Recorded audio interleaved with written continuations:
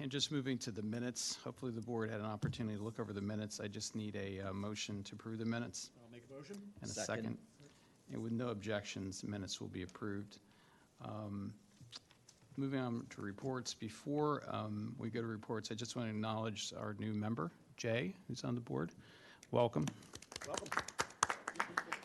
We've had the opportunity to speak just before about stewardship assignments, and it's something that we'll hopefully in future meetings be able to cover for members of the board to be responsible for our local parks. With that said, Jay, do you have any comments to the public before we start? Just in fairness. Listen, I'm thrilled to join the board. I've had a lot of respect and admiration for its work, and I think it's really one of the crown jewels of the township.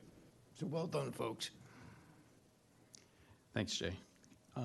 With that said, Tammy, we could go directly into reports if you'd like, or if you wanted to change the schedule. Thank you, Mr. Chairman. I think we'll jump right into reports. We'll follow the order of the agenda as we had planned. And what I'm going to do is I'm going to let Bakir go ahead and start talking about some of the programming coming up.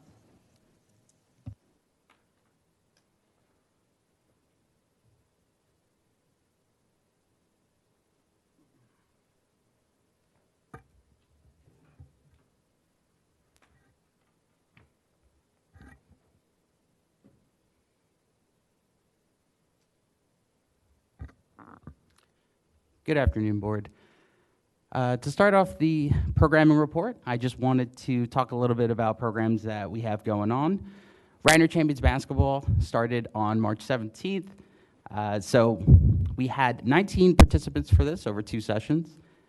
Here you have some photos from 2026. You can see all the volunteers in there, along with Coach Melina Woon Avery, along with Terry Ryer, and the Rider Committee for Special Education. Can't thank them enough for their partnership. And I'm happy also to announce Radnor Champions Bowling, which is starting this Sunday. And again, Paul and Laura will be spearheading this one. This is the 3rd annual Radnor Champions Bowling. However, it's the first time in partnership with Radnor Township Parks and Recreation. They already had a really good following, so we thought of it as a seamless transition and collaboration for us to be able to market it for them and continue on with our Radnor Champions programming. We have a new program vendor alert. So Little Sticks Lacrosse started today at the Willows. They had reached out to the Parks and Rec Department in 2024. However, they were mainly based in New Jersey. So we were looking for them to expand a little bit in PA, and they certainly did when they reached out to us in 2020, or this year, or actually, I'm sorry, last year in 2025. So for us, we get a lot of requests as Radnor is a premier area and high traffic. So for us, we have to sift through all these program vendors and see the best fit for Radnor Township. So part of that is we get testimonials. Little Six had a very impressive testimonial from the president of the Philadelphia Wings, along with the Township of West Hampton and Newtown. So their session started off today with a quick turnaround, and they have over 40 participants over 3 sessions. And again, just to give a bit more of an update on programming that has happened, we had our spring break camp with World Cup Sports Academy. That was last week for spring break, and then spring juniors with World Cup started last Wednesday. Again, we feel that there is a huge opportunity for soccer growth with there being the World Cup this summer. It's going to be very busy down in Philadelphia. So again, we're just trying to increase our soccer programming to accommodate that. Our introduction to fishing kicks off this Saturday over at the Willows Pond with hiking hounds. This is a catch and release program, and Andy and Megan, they have all of their certifications in terms of their biology, ecology, and things like that. They also, on Sunday, are leading a meditation hike.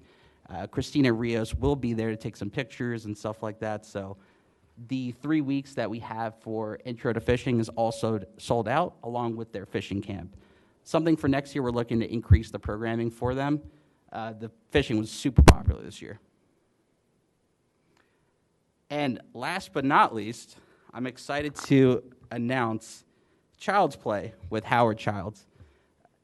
Child's Play is a program based on the development of kids from the inside out of basketball.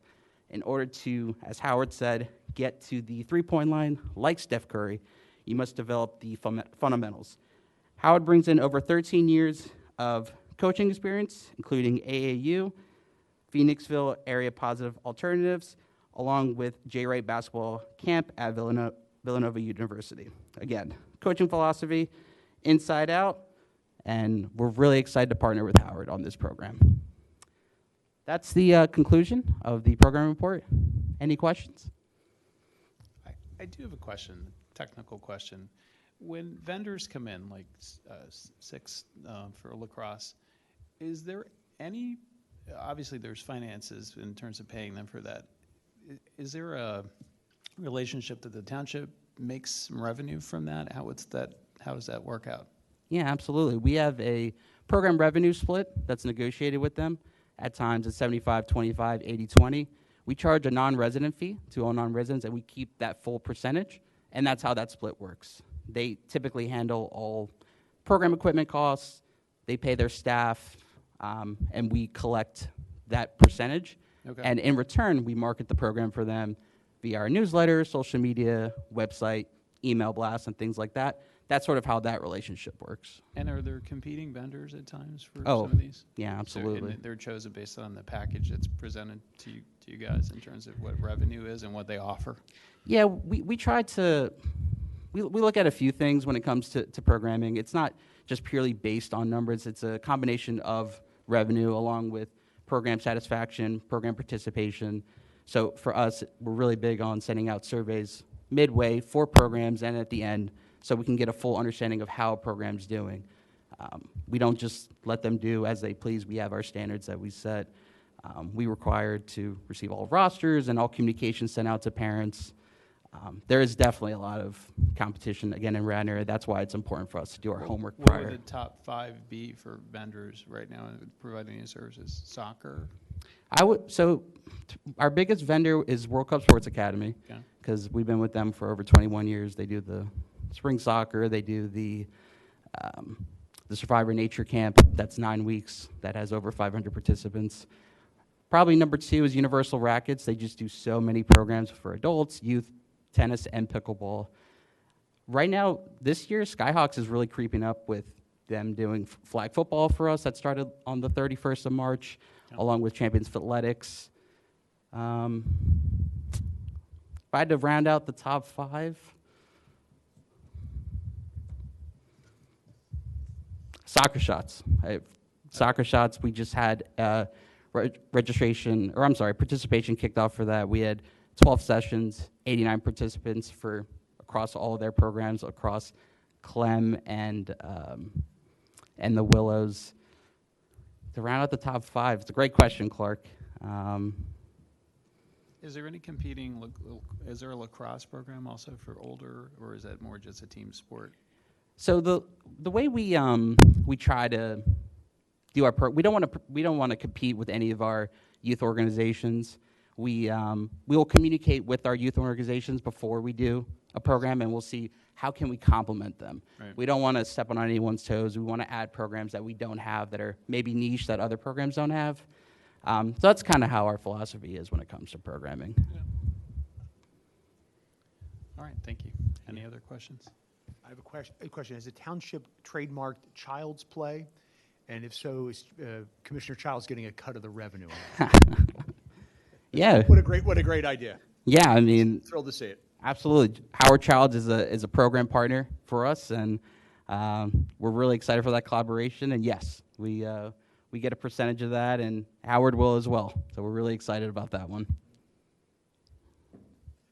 Thank you. Thank you. I don't think we have a Board of Commissioner member with us tonight, right? Hopefully, the producers of the movie don't come after us, now that you brought that up. Yes, yeah, that's a problem. Completely Thanks a different lot, theme. Bill. We actually had that happen when we used the word wiffle ball at one point in time for a wiffle ball tournament that we had used to do over at Enki. So we had to pay a one-time fee to be able to license the use of wiffle ball. So that exists. no dodgeball. Just one thing I'll add to the relationship with the program partners. We do a lot of reference checks. We have an extensive interview process when a vendor comes to us, where we spend a lot of time trying to understand, their background, their qualifications, and all of the things that they bring to the table.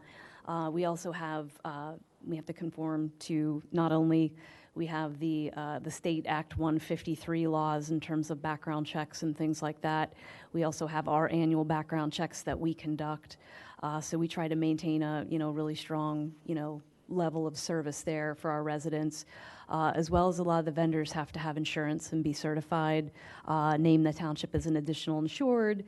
We make sure that those things are triple checked every year. In fact, we've actually had to let vendors go because they can't conform to our insurance standards, especially some of them when it comes to running indoor programming and abuse and molestation, which are pieces embedded within the insurance policies. So those are very important to us. In fact, we had a really big vendor we let go because they could not conform to that area and itemized pieces within the insurance, which had been a very popular vendor for us for years.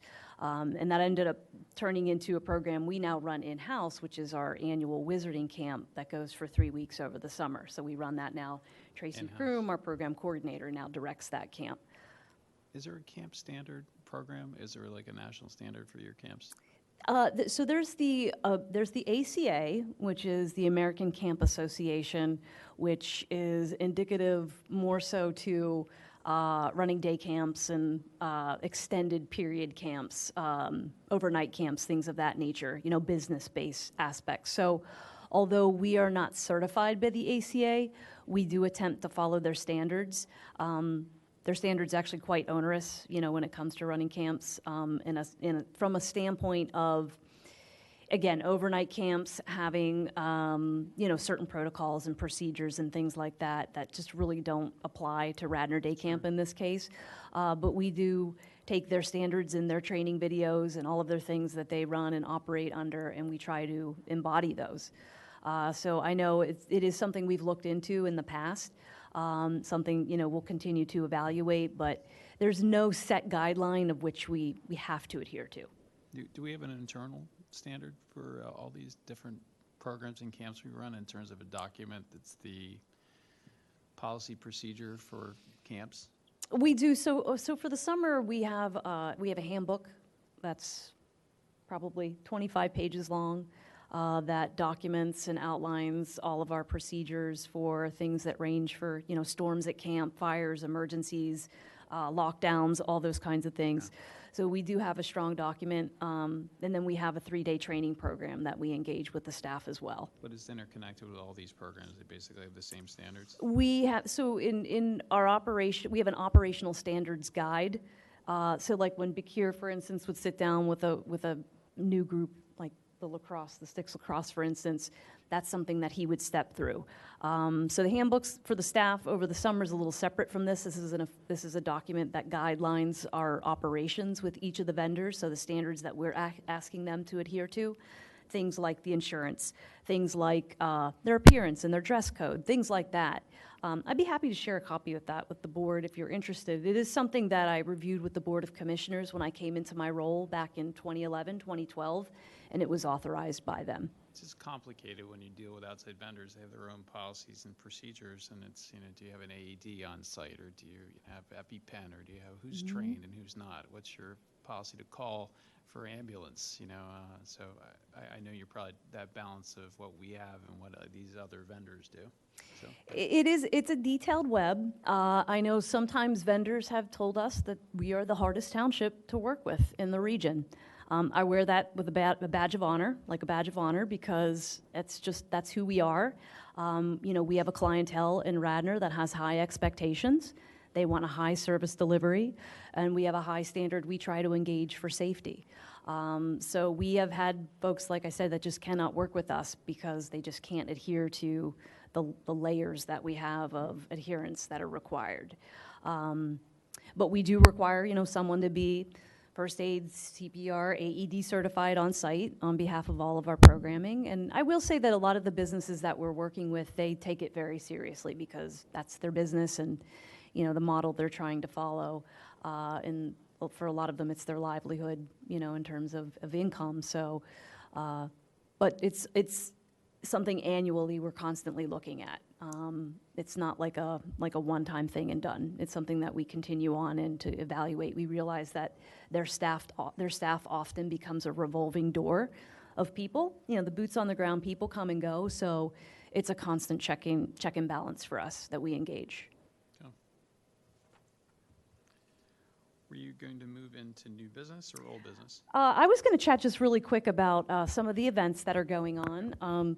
April's a really special month because we're starting to talk about the trees blooming, the flowers blooming. As everyone can see out there in the parks, things are starting to change a little bit from being dark and gray to vibrant and colorful. This leads us into obviously Arbor Day and Earth Day and celebrations that we have upcoming. One of the things we wanted to encourage this year was folks to get out and experience the arboretum that we have throughout the Willows Park, where we have trees that are labeled that fall into a category of a level 1 arboretum. If you go out to the Willows Park Preserve website, they do have a dedicated area where you can read more. So we know this is a partnership that they had developed with not only the Township, the Shade Tree Commission, but also Bartlett Tree Partners.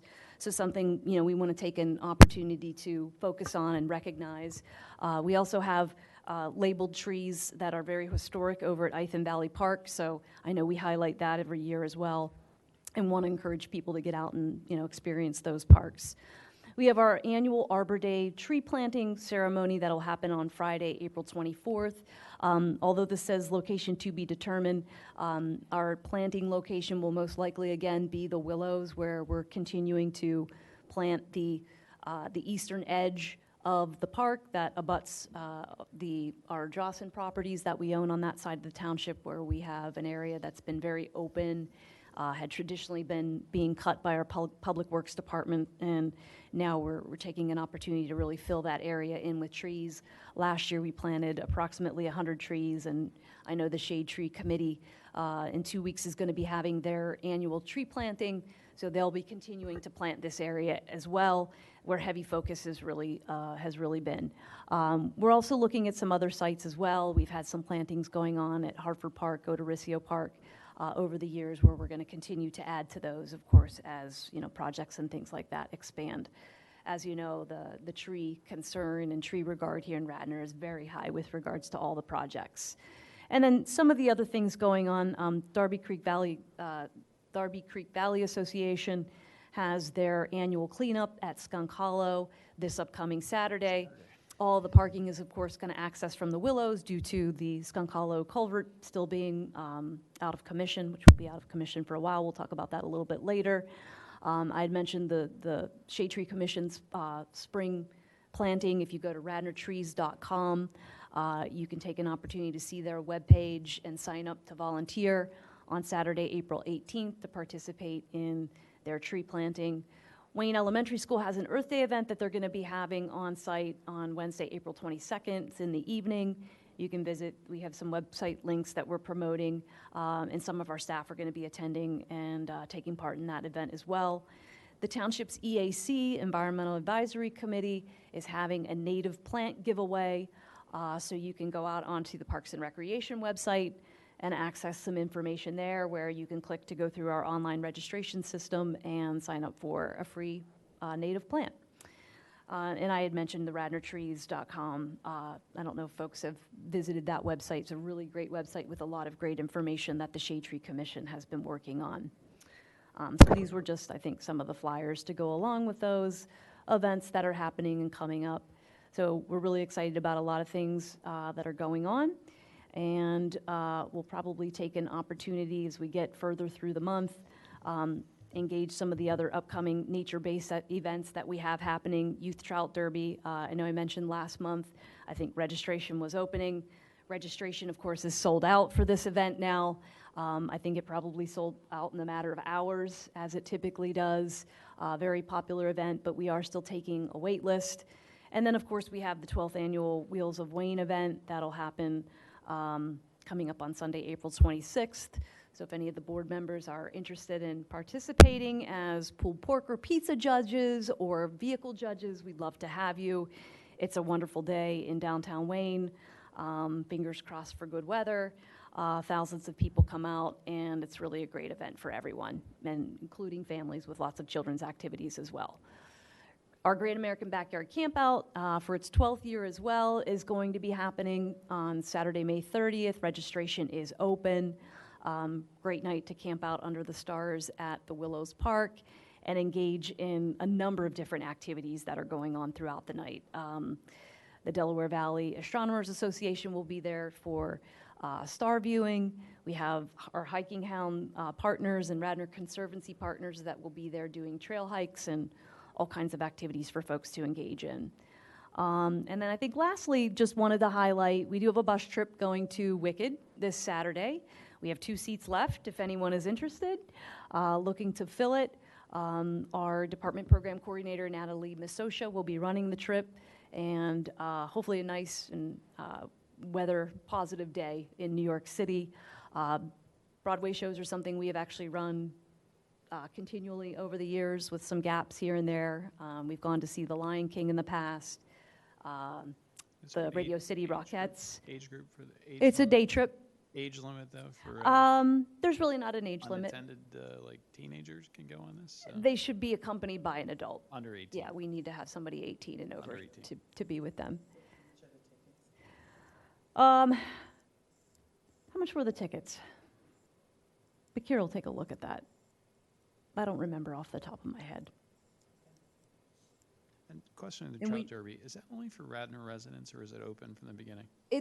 We try to prioritize Radnor residents by disseminating a message early to Radnor residents, and not only Radnor residents, but Radnor residents from past years that may not have gotten in because they've been on the wait list. But it then does become open to non-residents up because really it is a quick. partnership event that we've done with Tradifferent Township. It fills up very quickly.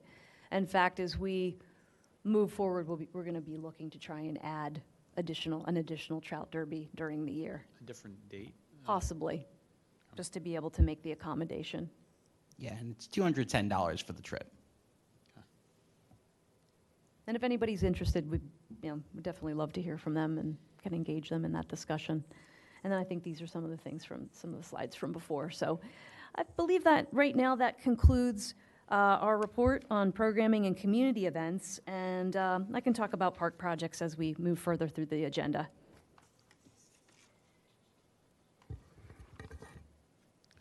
Sorry to skip ahead there. I thought you, with new business, is that what would be next for you? Do you have anything in that category?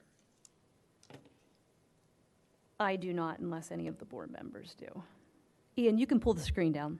And with old business, I know that tonight's objective was to talk about Odoricio Park and particularly the playground equipment, but I think you were hoping for a quorum here of community to kind of weigh in, which kind of led to further thought that maybe we would have a different opportunity to do that. So I had a presentation planned this evening in hopes that we had a full room of folks ready to talk about playgrounds and get their hands dirty on the types of equipment they would like to see at the playground. I know we do have someone here in our community that is, I believe, here for Odoricio or here to speak. But I did want to take an opportunity that in light of not having a large contingency here this evening, propose the option that next month during our May 14th, I believe it is, Parks and Recreation Board meeting, that we have it on Zoom and make it be a Zoom-based meeting, at least for the members of the public, to come out and talk about it. There might be a better incentive to get folks to participate if they're on the run or they're at home and can engage a little bit better from a video conference standpoint. So I think what we'll do is we'll kind of reframe that and get that back out this week, and plan May 14th that we'll have a Zoom-based meeting to discuss the playground specifically. I would agree, unless the board objects, it would be better to have a quorum of the community with the next meeting focused on playground equipment. But it's their time to really weigh in, so. It is, and I know a lot of folks have really provided a lot of great information. We've been talking about Odoricio since February of 2022, so it's been a lengthy discussion, so we have gotten a lot of really great information, but we want to take a last run at it and hear what folks have to say, and then that way we can sit down and really put together a solid plan. I agree. I think the consensus from everyone was we just want to see this project move to fruition. So just to try to drop barriers and just move along. Right, and we can always leave the playground bubble, I'll call it, of 5,000 square feet, 6,000 square feet in the plan, and just concurrently, as we keep moving along, plan to develop that as we go along. There's nothing that says in a month or 2 months we have to put, spinners and slides and all those specific pieces together to the T. I think we still have some time to let that unfold, and when it comes to evaluating and putting together the order of magnitude costs for the park, it's fairly easy to assess the playground equipment in a lump sum without having specifics. With that, then we would move to shelve this until our subsequent Zoom meeting, and you'd move on just to updates for other parks? Yes, and at this point, I guess we could allow for the public comment if there's public comment with regards to Odorrissio. Certainly, we can move that up now if you wanted some time to come up and address. I don't have a whole lot to say. Thank you for letting me speak. I'm Bess Yates. I live at 309 West Wayne Avenue, so just down the street from Odorrissio by about a block. So closer to Conestoga than Odorrissio. I really just, I'm excited to see the plans for Odorrissio's playground. I am a parent of a 6th grader. So I just wanted to share very briefly, my observations as a parent. And you probably may be aware of this, but I just felt like I needed to go on the record that, and that when Eliza was 2 to 4th, 5th grade, like the amount of unstructured play areas, wonderful places to go, they're amazing. So there's Inky and Macrone and Odorrissio and Beauconnor. And so, and it's all relatively close, a walking distance, driving distance. And I've just noticed, and again, I think y'all are probably aware of this, but since 4th or 5th grade, it's much harder to find places for these middle schoolers, 5th and up, to go find places to play other than these sports fields, basketball courts. So if you're not into that kind of thing, it's a little bit harder to find, especially if you're still interested in climbing and running around a playground. It just would be really neat to see something more challenging. And I know that they are out there, like whether it's equipment or I did make a comment in the survey on ninja courses, whether it's Ninja Course Lite or something, but just it would be great to see more for the older age group across Radnor, so they can get off of screens and run around, interact. So just make that make that a bit of a priority. So that's really my main comment. So, but thank you for your attention and for this opportunity to talk to you guys. Thanks. Okay. All right. Thank you. Thank you.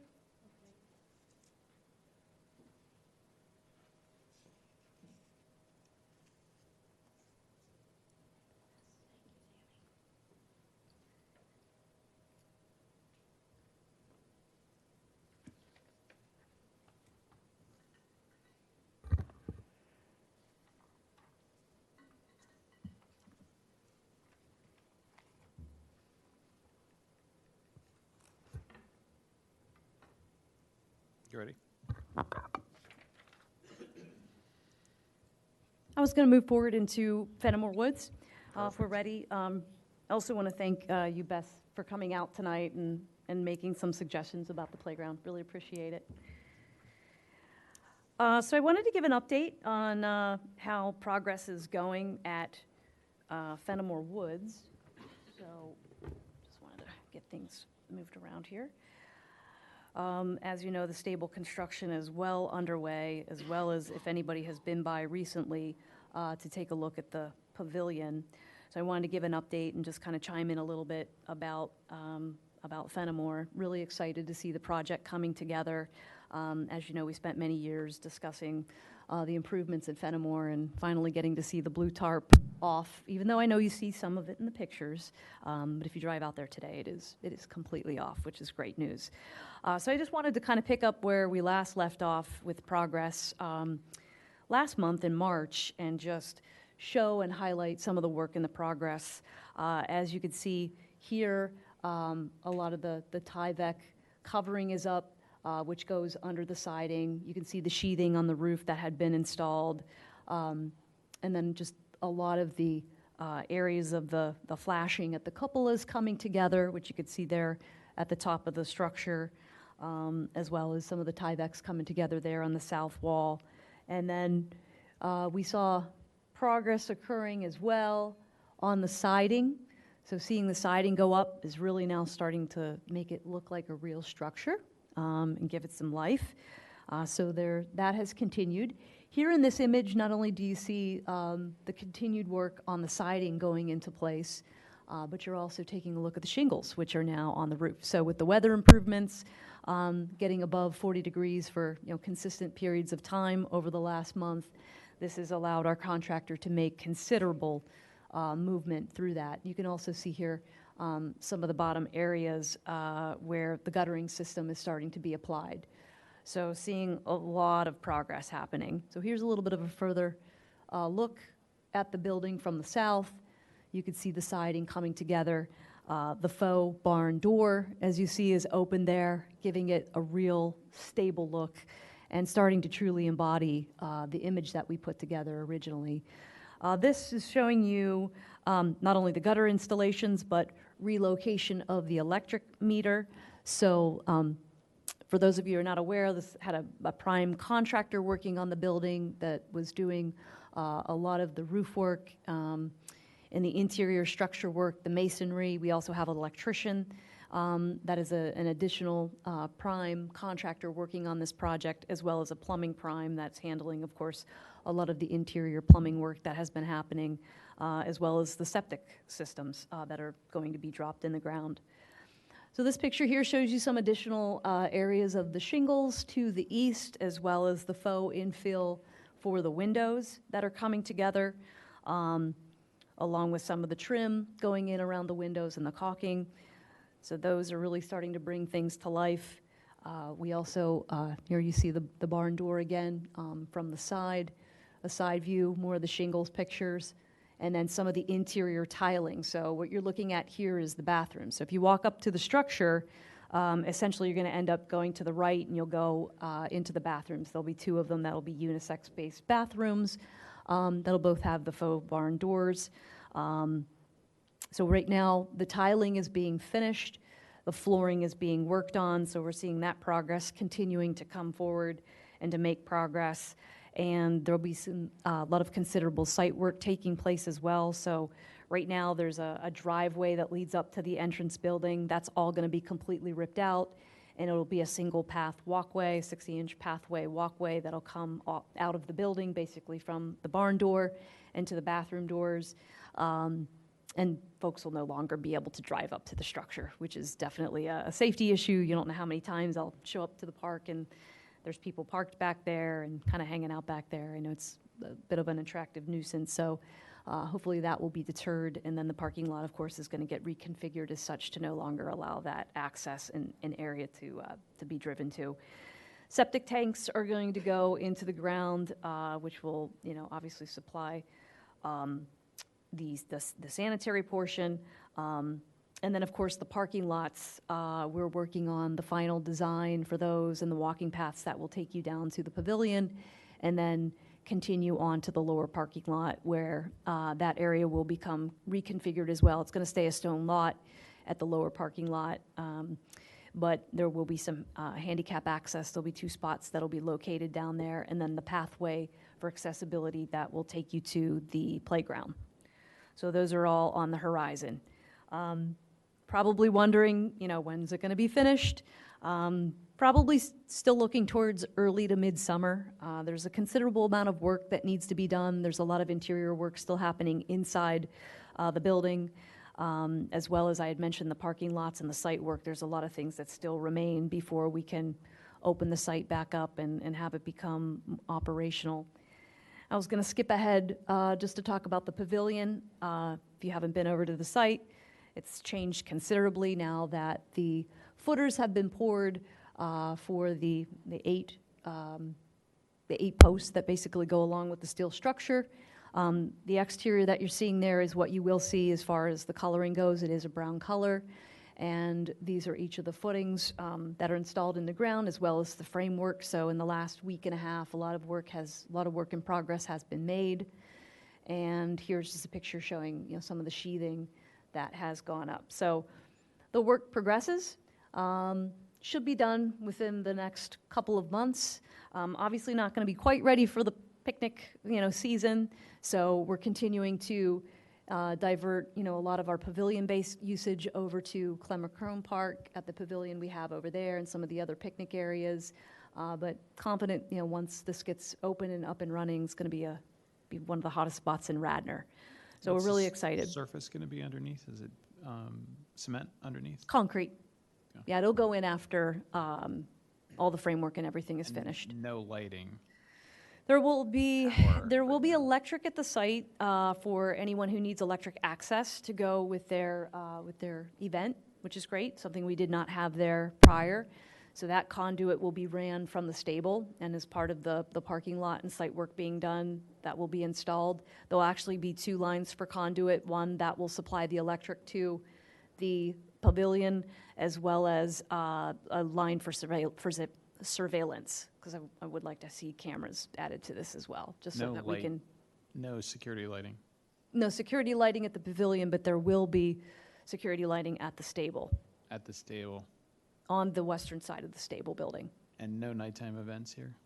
No, I mean, our park only hours are dawn to day. dusk. We will make It's still- exceptions for some of our groups like we do now, where we have some of our scouting-based groups that come in and, have some things like that. But the intentions are not to have nighttime events at the park.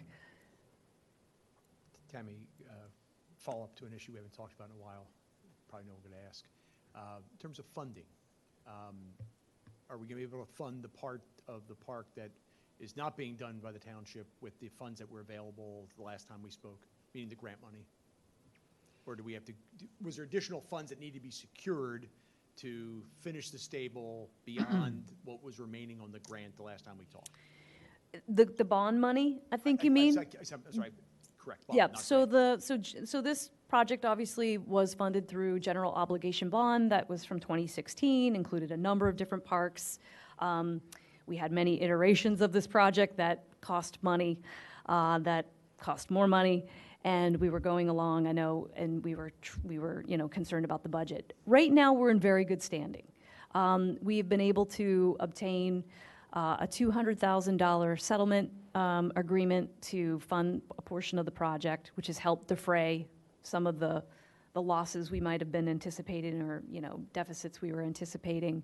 And then we also have a $50,000 grant that we were able to obtain. So that's helped tremendously, which has basically covered the pavilion plus. We also have another grant opportunity that's out there that we're waiting to hear from, that we have not gotten word on yet. So that's something that may even help even further. I don't know that it'll put us in the black, but I think all in all, this project has ended up very, very well. We had bid this project, it came back very high. We rebid it, it came back great. And I can tell you the contractor that's actually working on this project right now has been terrific in terms of little change orders and things like that that have come up along the way. We've worked to resolve a lot of those without excessive funds. So to give an example, right now, our change order on the project for the stable it's at a meager $13,000, which is great, in the world of change orders. That's right. I anticipated I was going to receive an answer something like that. So it's a prelude to compliments to all involved on being creative to get this done, because I know I've been one here that, if not expressly saying it, implicitly thought there was no way we were going to pull off any iteration of this without having to draw more funds, and it seems as though, knock on wood, that we are in shape at least to be in a spot where we're not drawing hundreds of thousands of dollars to fill a gap at the end of this because of the various things that occur. So big tip of the hat to everybody, and it looks wonderful so far. Well, and thank you to the board members here, as well as the Board of Commissioners members, Board of Commissioners who have looked out for this project as well. I know it's been a team effort on behalf of everybody. I know we've sunk some funds, unfortunately, we wish we had today, to spend on the pond, and other areas of the park that could use it. I think that with the prospect of the grant that does sit out there, it does offer that opportunity. We might have some to allocate towards the pond, fingers crossed, no guarantees. And what I will do is, once this project is completed, I'll come back to the board and update you on where all the numbers landed. Right now, there's still a lot of moving pieces, especially with the parking lot construction, as well as the paths and the walkways. I know Public Works has really stepped up, and they've done a lot of in-house work with fencing and helping out with some of the walkways and the sidewalks down below in the other part of the other side of the park. We've done some tree plantings in-house and stuff like that. We still have yet to do. I know there's a significant amount of tree planting we want to do at the end of this project. So it has been a lot of moving pieces, a lot of direct oversight by the township and the different departments to get this done. In-house engineering. We've really tried to cobble together a lot of pieces to make it happen on as much of a remaining shoestring budget as it has had. And I think with the contractor that came in and was the low bidder, the ultimate low bidder, really helped save us. And they've been one of the best contractors that I've seen in my years here on projects. So, but I will definitely plan to talk to the board about that once we get to the end of the project. Correct me if I'm wrong, though, I think the only unfunded area is the playground The playground and the pond. and the pond. But I think, to be honest, I would promote still that playground. It's an aging playground. It's something we don't want to forget in this project. So we're very happy, at least I'm very happy this is moving along, but the playground is something we're going to have to think about. Well, that's a great segue to our next agenda item, Good. which is the capital budget. So, as you know, every year, come July, August, we start having heavy conversations with the Board of Commissioners. I know Howard just walked in, perfect timing. We start to really discuss what the upcoming year's budget is going to look like. It's an extensive project, goes on for several months.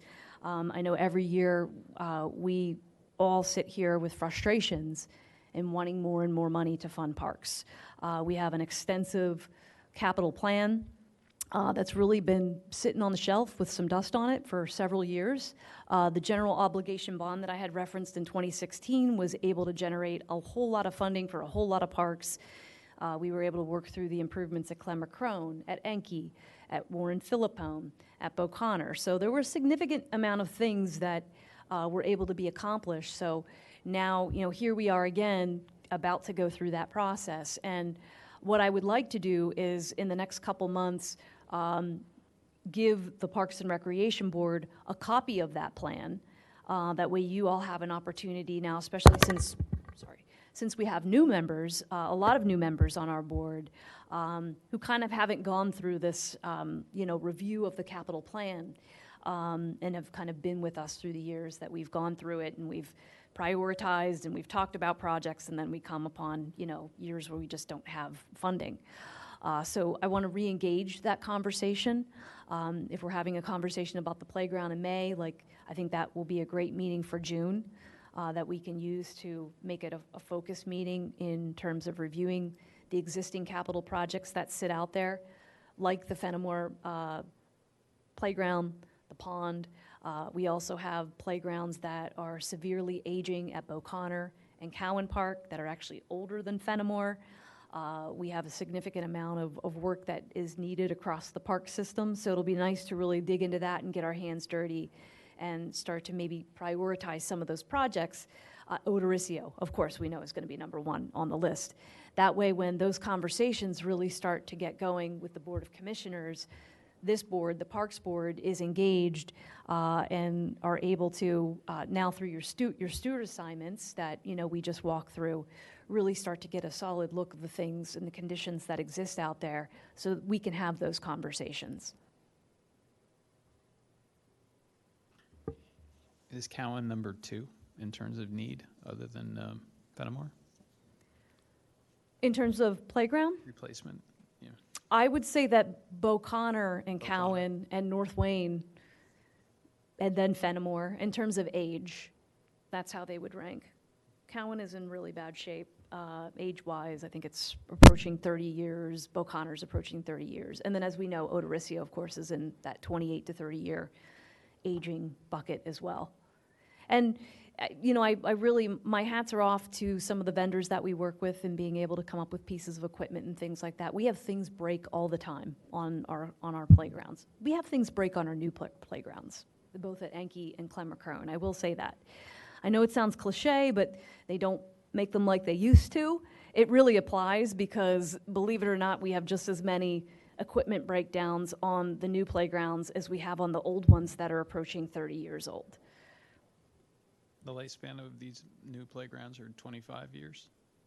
The newer playground systems, like the one we're going to invest in Odorrcio, what's the lifespan expected for that?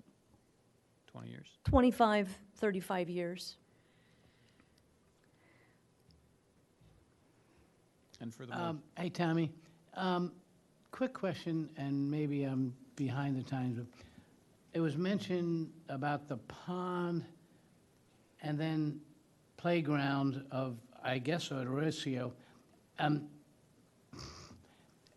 Fenimore. Okay, is Fenimore totally paid for? That's my first. I mean, we can expect to complete it, and it'll be done.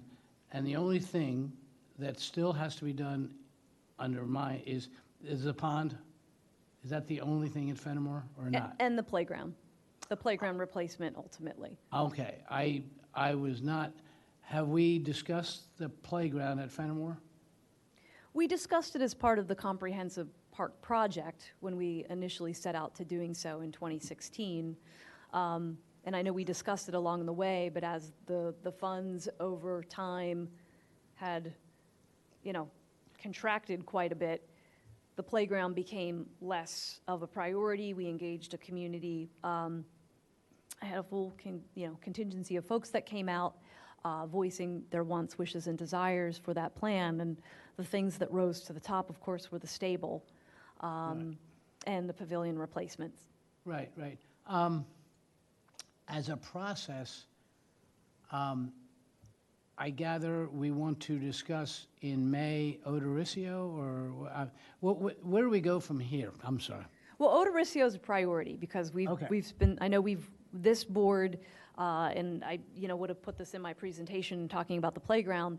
This board had voted to earmark the next park being improved as Odorrcio. And it was in the Park Impact Fund as any funding that would be defrayed out of the Park Impact Fund, which is a separate fund, separate from the capital fund, separate from general obligation bonds in terms of the buckets of where funding comes from, separate from grants. This board had made a strong recommendation to the Board of Commissioners not only once but twice to make sure that the Park Impact Fund is primarily dedicated, obviously, to priorities. We might have emergencies that come up, but that funding balance would go towards Odorrcio Park. Oh, good. So okay. I don't want to predict. Recommendation, Yeah, and and they have that, whatever they want to do with it, but they have that recommendation. They have that from you, and they will continue to get that from you if this board continues to feel that way, which I don't suspect has changed based on some of our conversations. Odorrcio has remained front and center from a priority standpoint. So I suspect when we come back and we start those conversations in June about capital planning towards parks, there's no doubt in my mind that it sounds like, Odorrcio is going to be at least in the top, one or two. I would say the pond's probably one that's right there neck and neck with it as well. But, different conversation because Odorrcio is such a larger and comprehensive project. And if there's an opportunity to borrow again, which may sit out there, that might allow us the opportunity to get several things done at once. And then obviously the continued look at grants and things like that to get some of these projects done. As far as borrowing, I mean, this board has absolutely nothing to do with that, I assume. You can make a recommendation to the commissioners if you want that's- to. I mean, they will vote and decide how items are funded. Right. But there's nothing that would stop a motion coming forward with recommendations suggesting that. Okay. And I can tell you that is definitely on the commissioner's radar in terms of funding, just across the board, whether it's stormwater projects, facilities, all of those things, given the township's current standing, I know, is something that it sits there.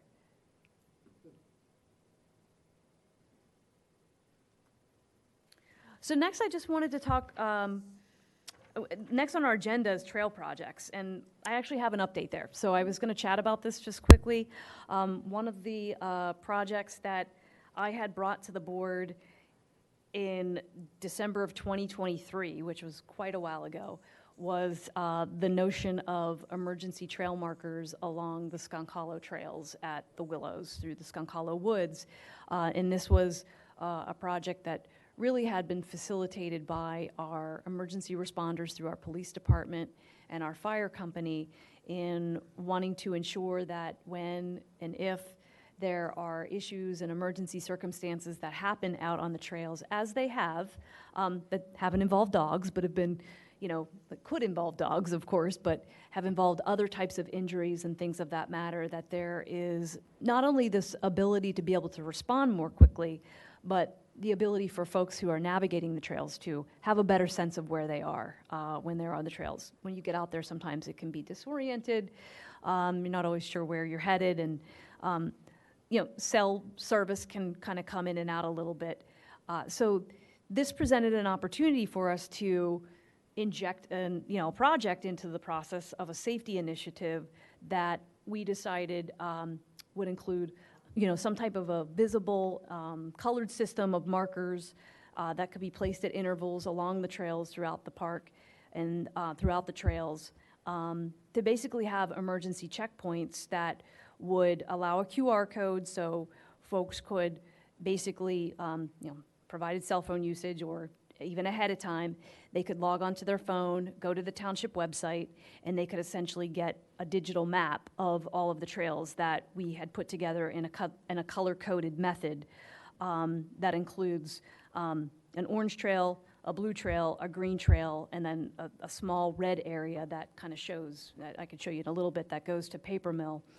And this is just, anticipated in having integration with our local emergency services, allowing our dispatchers to be able to respond more accurately to locations.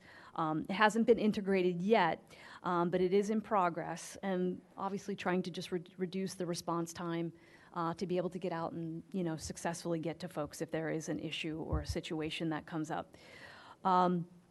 It also, like some of the other positives, I know we discussed a lot of this in December, allowing folks to know, where they are in respect to the trails. It allows our maintenance staff to be able to get out there and understand where they are because they're not navigating the trails on a regular basis. So it allows them to have orientation, essentially, in the different areas.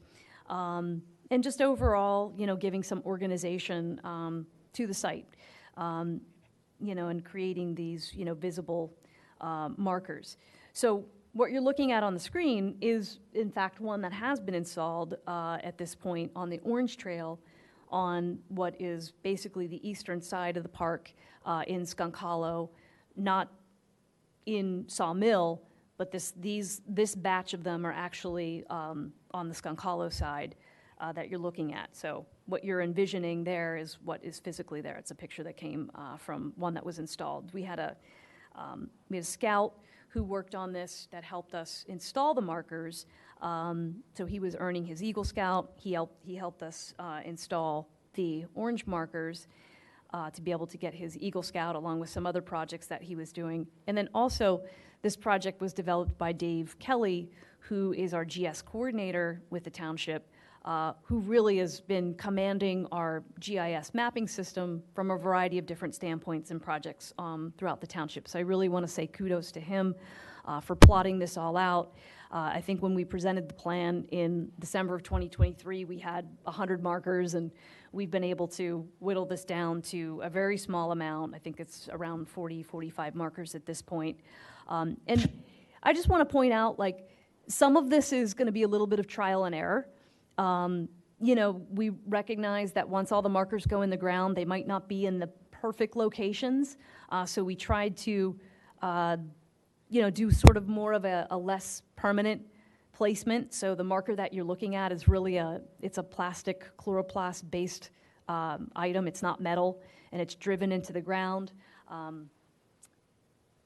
You know, it's something that we can move and replace. If ultimately we want to use wood structures or something different on the horizon, once we get a better feel for the system and how it's working, we can come back and do that.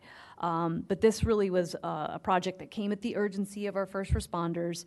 We wanted to get it in the ground, and we feel that we have a pretty good system right now. And as folks get out there and they start to navigate it, we'll have the opportunity to see how it goes and maybe inject some changes and modifications as we go along. So if I jump to the next slide, this will give you a little bit of an idea of what some of those areas look like. So you see the Willows Mansion there at the top of the screen. And then at the far bottom, here you have Sawmill Park. Let me get a marker. So I think this, I don't know, it's not showing me. It's not giving me a... And Radnor Fire and Police have the And- matching coordinates? Or does 911 have the coordinates? Both are going to have the coordinates. They do not presently have the coordinates, but they're going to have them. It's going to be integrated with them. So Sawmill Park, obviously, Willows here at the top of the screen, and then this shows basically the carve-out and the different coloring with the blue trail, the green trail. You see the orange, and then there's a couple of reds that kind of go through here that show the closure that we have, you know, that's currently closed along the creek. Tammy, And if I have a quick question. I think this is awesome. I don't recall the presentation. I might not have been back on the board at this point, but I think this is phenomenal. And the example of one of the signs, I think, was very helpful. One of the issues I know historically has been cell phone coverage over in Sawmill. And so, you know, the options that are there are all cell phone based. Has that coverage improved? I know years ago we had emergency management people come and speak to the basically dead zone over in that area. So has that been addressed at all to try to sort of, since this is all cell phone based? Yes, I remember those conversations. This board talked about cell phones for a couple years and heard significant, lengthy presentations as we looked at that at this site, as well as a couple of other sites throughout the township as well. I can't give you data that says cell phone coverage has improved. You know, I just know anecdotally from my own personal use, it hasn't been as bad as it maybe once was, so I don't know if that lends to additional towers that have come in adjacent areas, if that's improved cell phone technology. I think there's been a lot of things that changed. I mean, that's been a decade ago. So I certainly know anecdotally as well, there are people who still have cell phone coverage issues throughout the Willows, Skunk Hollow, Sawmill. I think that having this system in place obviously allows the opportunity. You have a signal, you can text, you can sometimes, you know, get a glimmer of a signal that allows you to get a call out. So overall, it certainly doesn't diminish the positiveness of the project, obviously. Right, but I think we would probably have to hear from our county individuals, you know, that look at the cell phone coverage and measure that data to see if it's improved in any way. I don't have that hard technical data to be able to say that. But following on the heels of those conversations, though, also just for the members of this board, the Township Board of Commissioners had then subsequently placed a moratorium on any cell phone towers in township parks. So right now there is ordinance legislation that prohibits any cell phone tower or coverage to be considered within a township park. The only suggestion you might want to have, and I appreciate that there's a moratorium, and that's fine, is if there are certain sticks or points that there is dead coverage, you might want to let some people realize that or appreciate that. Just because, again, if this, I mean, it's cell phone based, and I think this is phenomenal. And if this was back when we were debating about whether cell phone towers should go in those parks, if this was available, this program, then I think we have looked at the project and proposals through a much different prism than we were then. I don't want to speak for the board at that point, but I know I would have. If there are certain areas here that are still in dead zones, it may behoove individuals, it may behoove the township to have some kind of marker on those, just so people appreciate it. Well, one of the things that's happening through the installation process, so as I mentioned, just the orange zone trail was installed, is as our scout was out there and as our GIS coordinator was out there, at each individual spot, they were using the coordinates to be able to insert the location. So that's one thing that they are looking at. And we'll ensure that when the other locations go in, that they look at those. But their carriers might allow for their coverage, and, someone may go out there with another coverage and, another carrier rather, and not have the coverage in that spot, or maybe due to other circumstances don't have the coverage. If it can just be hit or miss. But thank you for bringing it to my attention. We will make sure that, we continue to look at that, and if certain markers seem to be in a dead spot for our folks who are out there installing, we will look at maybe altering those locations. No, I think this is phenomenal, and again, at least my opinion of what those proposals were, whatever that was a decade ago, this would have alleviated certain concerns that we all had about the dead zone. I think it was there, if I remember correctly, Ithing Creek Park was the other one, and I forget the third. Fenimore was one. Fenimore. Tennelle, I think, was one. Now, Ithing Valley. I think, sorry. Yeah, we're talking the same thing. Yeah. No, but this is excellent. I also note on Paper Mill Lane, it kind of still has on the map, it ends there, but for emergency egress, you can still access via Paper Lane Road, correct? To a point, and then it ends. But if you had to bring an emergency vehicle in there, you can, but you would have to.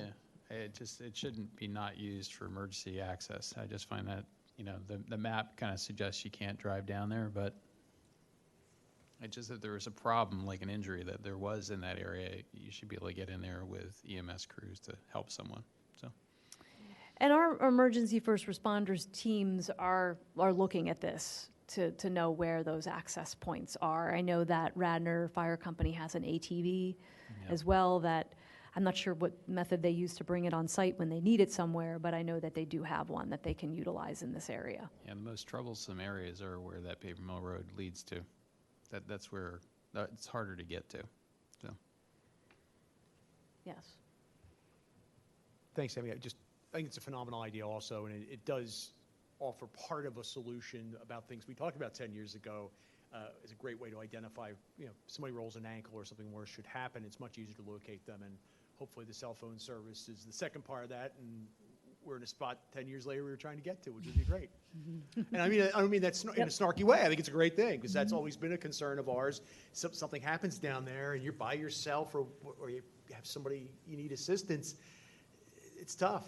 Definitely. Sure, it's tough, whether it's dogs, people, anything. So I think this is great. I'm glad you shepherded it through and got it to that point. Yeah, the concern was always that if we were going to invite the public to use part of the park, not to have a ready-made emergency access, especially when there's been a history, unfortunate history with injuries at that park. I know the concern was to invite the public, encourage the public, but at the same time not have sufficient cell phone coverage. This was 10 years ago. I've heard similar anecdotally that it has improved in that area, but I think this is a phenomenal. I can't speak highly enough of what you got going here. Great, and also, I obviously want to thank the staff that have been involved in this with Dave Kelly and Chris Gluck, who is, with our police department, the emergency response team. They've really done a great job of leading this and pushing this through. I'm regretful it took us, 3 years to do it. It's just, one of those things that was in a lengthy pipeline. As it is right now, I want to make clear, not all the markers are installed. So only the orange trail markers have been installed. We're still working to get the remainder of the markers installed, get them integrated with the 911 call center, the emergency teams that we have around us. And,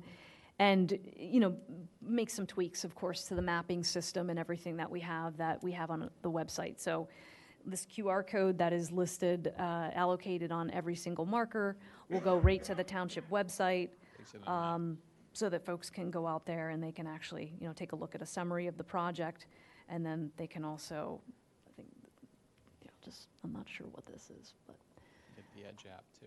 they'll allow you to, it'll allow you to kind of come in here and take a look at the system. That way, if you have it on your phone, you can zoom in. And there's going to be some technical tweaks to it, I'm sure that we're going to have to work on. So, we really want to encourage people to let us know how it's going and what they think about it. One of the biggest phone calls that I get about the trails, in addition to dogs, is that people want to be able to find their way. So I think that Reach it to the alone is a map. significant improvement, that there's a lot of people be able to navigate the trails more positively. Yeah, I like the fact it takes you to the map. Yeah, So you know where you're at.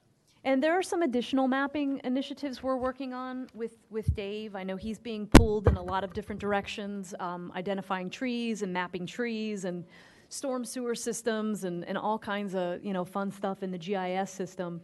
But we're also working on a couple of other items that will allow us to have more mapping within parks of trails and walking paths and things like that we have in other parks, so that we can showcase that as a resource for the community. Things that have images and stuff like that as well, where you can see, certain areas with trailheads and, focal features and things like that exist in the parks.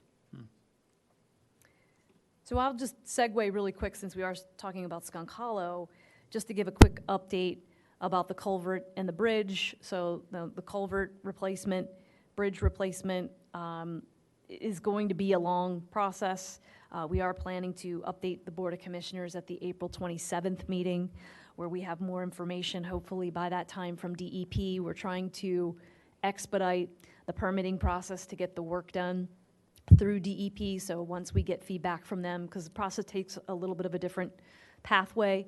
If it's an emergency project versus a non-emergency project, we still have a design team that has to come in and design the new culvert. There's footings, there's studies, there's all kinds of, geotechnical measurements to understand about the ground and situating the new culvert bridge structure.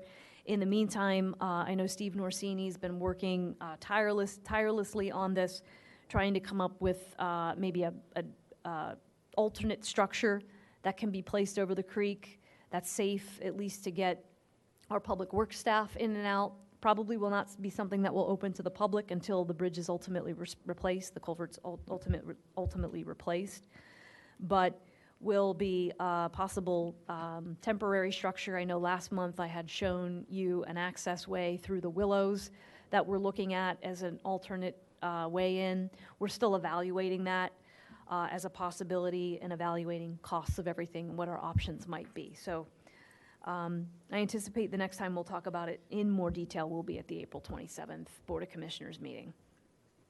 So that's a brief update. Have they been able to access that back area right now, or is it still? No, off limits with all of the work is being done at Mayfield Gardens right now. So thank you to them for supporting us. Any other trail project updates? I don't have any. What about any update on the Conestoga entrance to the Radnor Trail auxiliary proposal that we discussed 2 meetings ago? Anything new on that?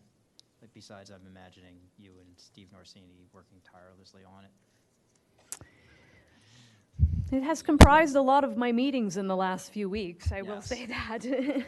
I meet with PennDOT tomorrow morning to talk about it and discuss their property, the residents' property, Is this the South Devon? Brookside sidewalk Yeah, access to the Radnor yeah, Trail. The Path to Nowhere, is that the one?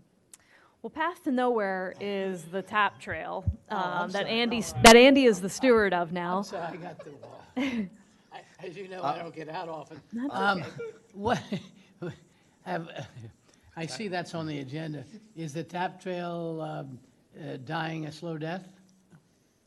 No, the TAP trail's been completed and thriving. It's the extended portion across Bryn Mawr Avenue that is the concern of going across the Ithing Creek and into Haverford Township. Oh, okay. That's the part that was being vandalized like a year ago. Oh, okay. There hasn't been any vandalism in the last year, though. My confusion, sorry. That's okay. No, I think we were talking about the Brookside sidewalk that ends right near Conestoga Road at 503 Conestoga Road, and then creating an entranceway to the trail so that you don't have to cross over Conestoga Road and then into the Brookside parking lot and enter the trail there, just for safety measures. That was the where project we that I had had some presented. discussion about and maybe changed some of our thoughts? Yes, there was a vote, then there was an unvote. Yep, okay. Yes.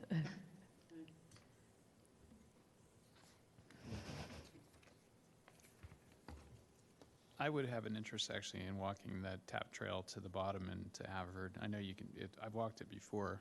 If there was any interest in the spring, I'll email you guys if I'm going on a weekend if Yeah, you're let me interested. know. I mean, I'm right there, so I'm happy to walk with any members of the meeting. It's a nice walk. It's just, it's not, there's some challenges to get through it, but it's a tight goal, but it's not for everybody right now. But I want to see what it looks like now. Wonderful. It's a wonderful little. It's a wonderful little extension. It's wonderfully paved and whatnot. It's just once it ends and you get to the creek, Yeah, then right season, you can rough your way through there. I know my son took his mountain bike up and through there all the way over to the Haverford Reserve. yeah. But the Radnor part is wonderful. And now that Andy's policing it more regularly, we don't have problems with vandalism. Yeah.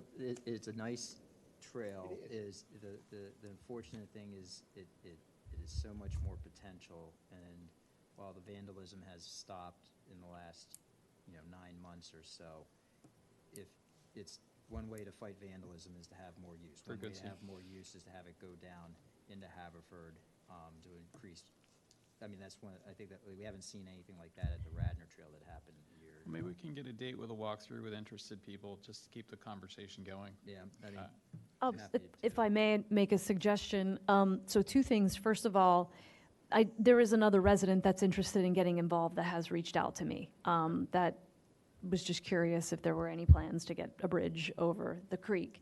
So I would definitely like to link that resident up with you and maybe create a group, an advocacy group. Social media activity about it. that's Something, the kind of thing that- and then the only consideration I would say too is if there's an alternative way that negates the need for a bridge across the creek, if there's an alternative way to achieve that, whether it's, I know I'd shared with you concrete Right. stumps that can be installed in the creek. I'm not sure how the permitting works for any of that. I'd have to, do a little bit more research. And I realize like that's not going to allow for a stroller or a bike. The real bikers will carry their bike and walk right through it. But once you get across, what is really the likelihood of having a continued nice paved path? Because when you're on the northern side of the creek, it's very treacherous through there, and there's a lot of slopes, there's a lot of grades, and then I understand when you get closer towards Darby Road, and I know we hiked it, it's swampy and mushy and all of that, but I understand somebody installed some boardwalks on that end, or laid some boardwalks within there. Yeah.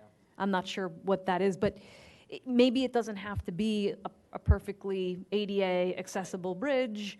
Maybe there's an alternative to improved allow.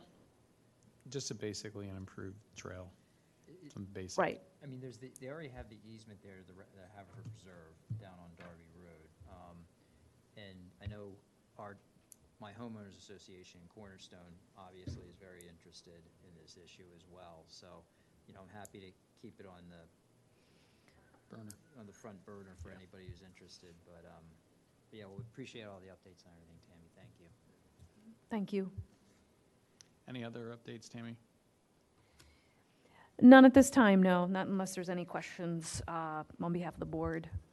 Just moving on to 6C with the steward program, we did update the steward list, which I believe you'll post to the website.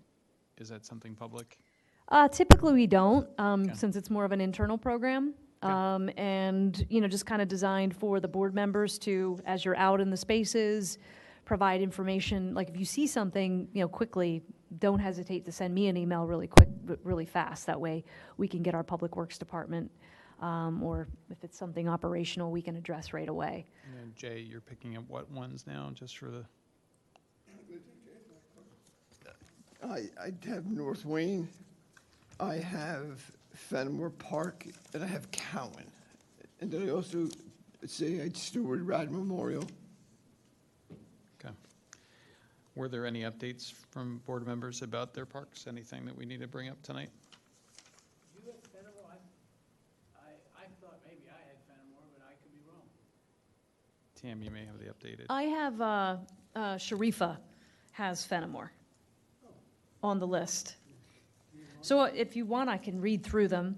Bishop Richard Allen, Bill Renfrey, Bo Connor, Santillo, Clem McCrone, Renfrey, Cowan Jr., Emlyn Tennell, Renfrey, Enki Park, Orr,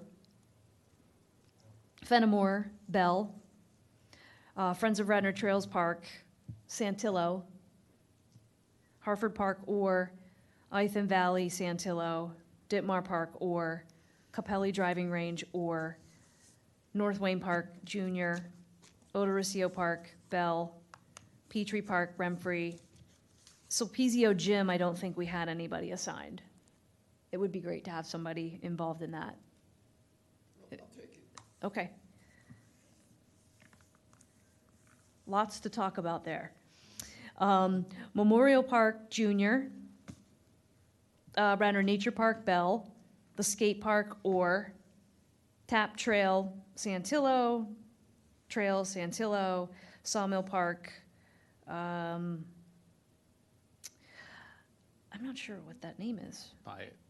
Pyatt, sorry. And I was thinking about Jenna. Jenna's not allocated on any of these as I go through them. So Fulton's not on any of them, so we might want to talk with her and get some ideas of what she wants. Skunk Hollow Park, Yes. Pyatt, Veterans Park, Bell, Warren Philippone Park, Santillo, and then the Willows, Bell. I think we can just email her, ask if she has any ones that are interested. I know some Okay. of us have multiples, so maybe she can pick some that are more appropriate for her, or of Okay. interest to her. We'll get a message out. We can email her just to ask if she had any. In follow-up. And then I would just, offer to any of the members, your assigned parks, if there's, major projects or questions that you have, I'd be happy to, engage on that and meet you there, or, have a conversation if you have some questions about things. Okay. With that said, if we can move for adjournment? I'll second that. All right. Without objection, we're closed for tonight.